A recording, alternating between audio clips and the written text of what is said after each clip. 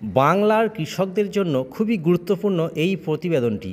পশ্চিমবঙ্গের অধিকাংশ মানুষেরই প্রধান জীবিকা কৃষিকাজ, কিন্তু কৃষকদেরকেই বিভিন্ন প্রতিকূলতার মধ্য দিয়ে ফসল উৎপন্ন করে জীবন জীবিকা পালন করতে হয়। আপনারা সকলেই জানেন, পশ্চিমবঙ্গ সরকার কৃষকদের কথা ভেবে ফসলের বীমা প্রতি বছর করে থাকে।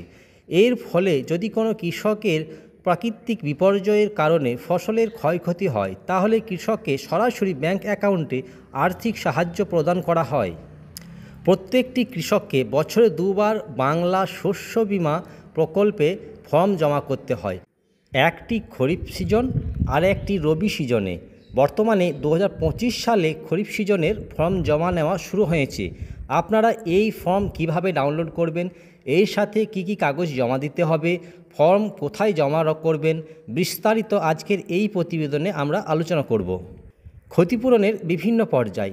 খরা অথবা প্রতিকূল আবহাওয়াজনিত কারণে যদি বিজ্ঞাপিত এলাকায় ধান 50%-এর অধিক জায়গায় রোপণ বা বপনজনিত বিফলতার সম্মুখীন হয়, তবে ওই এলাকায় সকল বিমাকৃত কৃষক তাদের বিমা রাশির সর্বাধিক 25% ক্ষতিপূরণ হিসাবে পাবেন, এবং সেক্ষেত্রে ধানের বিমা সুরক্ষা তখনই শেষ হয়ে যাবে।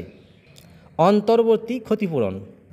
প্রাকৃতিক দুর্যোগের কারণে বিজ্ঞাপিত অঞ্চলে 50% অধিক জায়গায় ধানের ক্ষতি হলে কৃষকরা অন্তর্বর্তীকালীন বিমা রাশির সর্বাধিক 50% ক্ষতিপূরণ পাবেন, এবং সেক্ষেত্রে ধানের বিমা সুরক্ষা তখনই শেষ হয়ে যাবে। স্থানীয় বিপর্যয়। যদি ওই এলাকায় স্থানীয় বিপর্যয় যেমন শিলাবৃষ্টি, ভূমিধস, প্লাবন, জল জমার ঘটনার ফলে সৃষ্টি ক্ষতি হলে কৃষকদের ক্ষতিপূরণ দেওয়া হবে।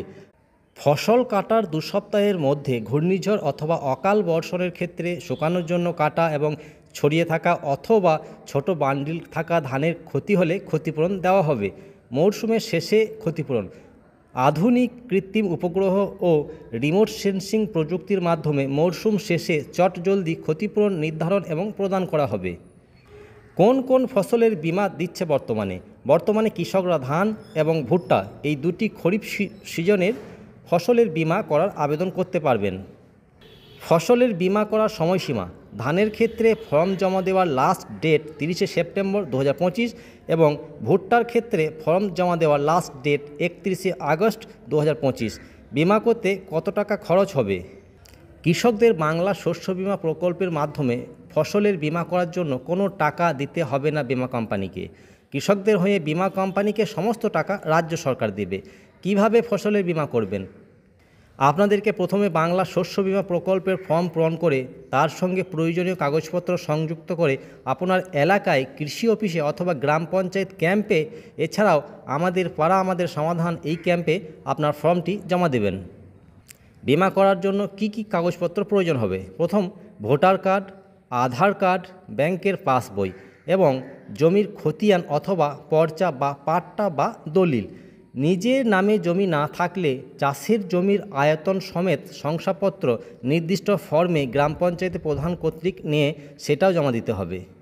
ফসল রোপণের শংসাপত্র সংশ্লিষ্ট ব্লক কৃষি আধিকারিক বা তার অনুমোদিত প্রতিনিধি অথবা রেভিনিউ অফিসার অথবা ভূমি বা ভূমি সংস্কার ও উদ্বাস্তু ও ত্রাণ পুনর্বাসন কর্তৃক এই ফর্মটি প্রদান করা হবে। এই ফর্মটি জমা দেওয়ার তারিখ খুবই কাছে, তাই আপনারা যত তাড়াতাড়ি সম্ভব আপনারা এই ফর্মটি ডাউনলোড করে ফিল আপ করে সমস্ত কাগজপত্র দিয়ে আপনার কৃষি আধিকারিকের কাছে অথবা পঞ্চায়েত অফিসে অথবা আপনার পাড়া আপনার সমাধান ক্যাম্পে গিয়ে আপনারা অতি শিগগিরই এই ফর্মটি জমা দেন। এই সমস্ত অথেন্টিক এবং গুরুত্বপূর্ণ সরকারি প্রকল্পের খবর নেওয়ার জন্য আমাদের এই চ্যানেলের পাশে থাকুন। ধন্যবাদ।